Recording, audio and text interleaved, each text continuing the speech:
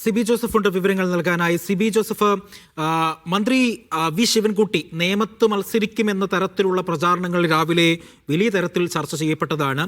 ആ പരാമർശത്തോട് ഏത് തലത്തിലുള്ള ഒരു പ്രതികരണമാണ് CPM സംസ്ഥാന സെക്രട്ടറി നടത്തുന്നത്? എം വി ഗോവിന്ദൻ വ്യക്തമാക്കിയത് തെരഞ്ഞെടുപ്പുമായി ബന്ധപ്പെട്ടുകൊണ്ട് യാതൊരു ചർച്ചയും പാർട്ടിയിൽ നടത്തിയിട്ടില്ല. അതുകൊണ്ട് തന്നെ നേമത്ത് വി ശിവൻകുട്ടി മത്സരിക്കുമോ മത്സരിക്കില്ല എന്ന് രണ്ടും പറയുന്നത് ശരിയല്ല.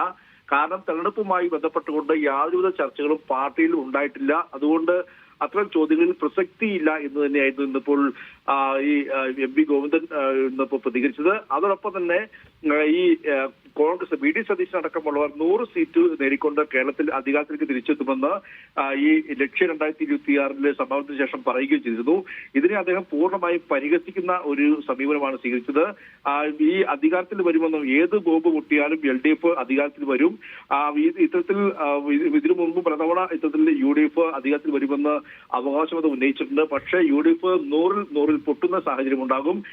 ഇടത് മുന്നണി വീണ്ടും മൂന്നാമതും അധികാരത്തിൽ വരുമെന്നും അദ്ദേഹം വ്യക്തമാക്കുകയും ചെയ്തു. പല വിസ്മയങ്ങളും തദ്ദേശ തെരഞ്ഞെടുപ്പ് മുമ്പ് ഉണ്ടാകാൻ പോകുന്നു എന്നുള്ളതായിരുന്നു BD സതീശന്റെ മറ്റൊരു കാര്യം.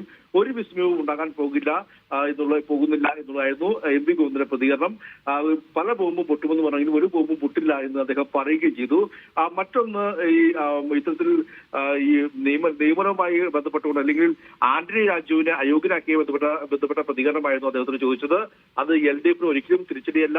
ആന്റണി രാജു LDFിലേക്ക് വരുന്നതിന് മുൻപ് 40 വർഷമുള്ള കേസാണ്. ആ സമയത്ത് അദ്ദേഹം LDFിന്റെ ഭാഗവുമല്ല. അതുകൊണ്ട് ഇത് LDFിനെ ഒരു കാരണവശാലും ഈ ഒരു ആന്റണി രാജുവിനെ അയോഗ്യനാക്കിയ നടപടി ഒരിക്കലും ബാധിക്കില്ല എന്നുള്ള കാര്യമാണ് ഇന്നിപ്പോൾ എം വി ഗോവിന്ദൻ പ്രതികരിച്ചത്.